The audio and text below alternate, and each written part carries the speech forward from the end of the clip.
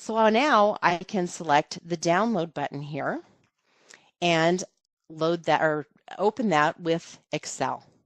So I'm going to go ahead and open that up with Excel, and it's going to come into my Excel spreadsheets and show me what I've got extracted. Now I'm just going to do a few things here and kind of give you the lay of the land, so to speak, in these sheets. You'll see that I have two tabs, one for the OBS checkmark that I did and one for my EPS checkmark. So for every checkmark that you do in your modules, you're going to have a sheet that comes out with the information that pertains to that particular module. Now, on our sheets here, you can see that we've got some extra colors or some different colors. We've also got some little pieces that we can collapse and expand. Now, for my EPS and my OBS, I don't have a lot of these little pieces that are kind of where we house a couple of like we group those pieces together so that you can, quickly look at that.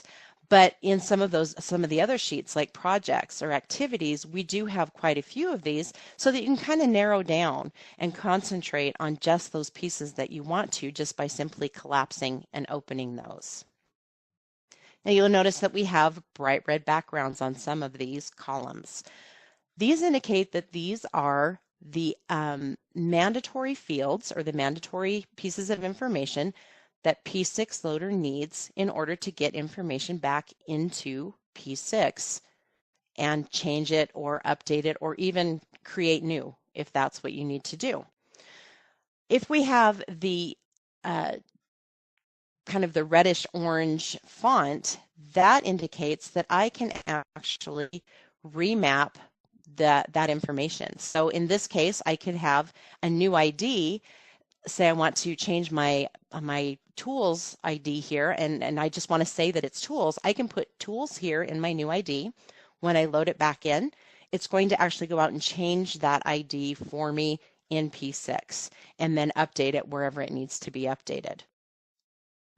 Now the blue, bright blue font indicates that these are optional fields. You do not have to have these in your sheet in order for P6-Loader to work and to put information back in.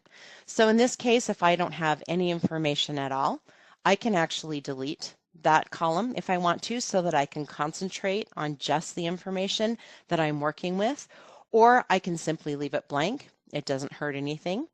Or I can actually put information in there that I need to change or add. So just a little bit of, we've tried to make it a little bit easier for you to see what's going on in your sheets.